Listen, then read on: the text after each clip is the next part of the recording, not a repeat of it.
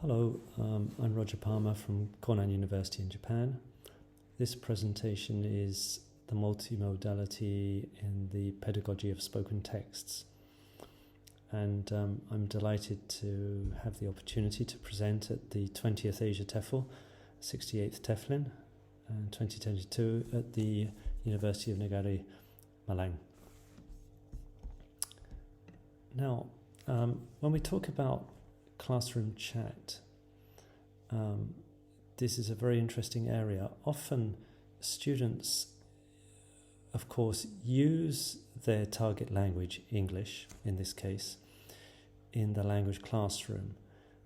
But the question is, how do they use it? When do they use it? How structured is the English they're using? Do we give them any help to get their messages across, to speak to each other, to build on the English they're using in any kind of structured way? And quite a lot of research has been done in the past on this, and it hasn't gained so much attention. So, for example, there was this volume called Teachers' Voices, which was concerned with the teaching of conversations in the classroom. And I used this as a kind of building block for my own research. Researchers such as David Rose in Australia have always looked at this idea of which students should we reach out to. So there are those that sit at the front of the class, and of course we notice them. They're probably using a lot of English in class anyway. There are those sitting in the middle of the class, and perhaps they have some engagement, but not too much. And there are those at the back of the class falling away, and how do we get them to be using their English in class most of the time? So this idea of classroom participation and how much success students have is a very interesting research need. So one thing we can do is look at the stages in conversations that take place amongst students. Is there anything we can identify? Can we get them to keep on talking, to get their messages across, to hesitate less? Can we get them to overcome communication breakdown? And can they encourage each other to talk even more? And can they work through the different stages of a simple conversation? Can they actually tell asides? Can they actually tell things that are meaningful in their own lives? So here are the kind of materials that I developed based on the work by Banks that I showed in an earlier slide.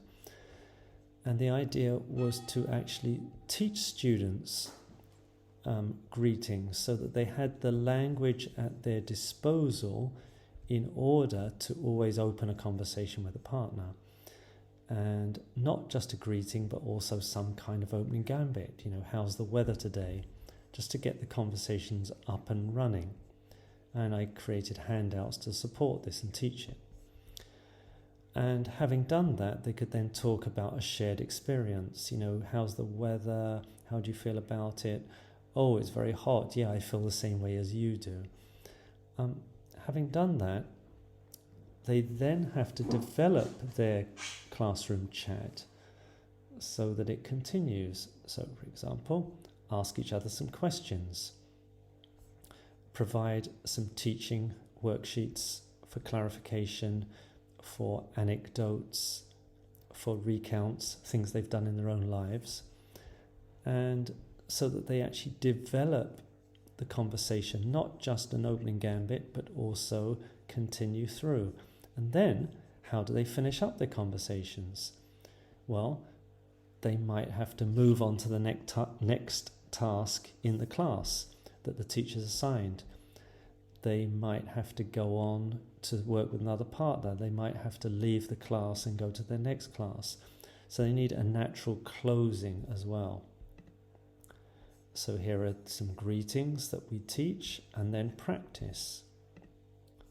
Some opening gambits. Teach them, have the students practice them. The traffic's bad today, isn't it? Oh yes, I had a hard time coming into class today. Stuff like that, yeah? How to ask for clarification. I don't know what that means. Can you tell me what it means? And then encourage the speaker to say more. Tell me more about that. Really? Oh, that's really interesting what you told me. Teach it through. Have students tell anecdotes.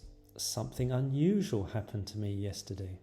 Or something quite normal happened to me today. So it can be an anecdote, something remarkable, or a recount, something daily. And then have the students record each other using the technology available and use audio and video so that you have an observer for each pair of two students. So you have student 1, student 2, and an observer, student 3 and student 4, and an observer who actually checks off that they're doing what they claim to be doing. So here you go, check off that they actually followed through and the pattern of their conversation was one that it should be. So what we find when we record students in the classroom, having taught them how to succeed in their casual conversations, is that their conversations mirror those of first language English speakers, that they have the tools at their disposal to actually succeed in their casual conversations, that they have a proper direction, some kind of opener, some kind of development, and some kind of natural closing to it. And this is very interesting. So what this means is that casual conversations, classroom chat, actually has a generic structure, and this structure has to be taught like any other piece of English text in the classroom. If you have any questions, I'd be happy to answer them. Here's my email address at Conan University, and thanks for stopping by today.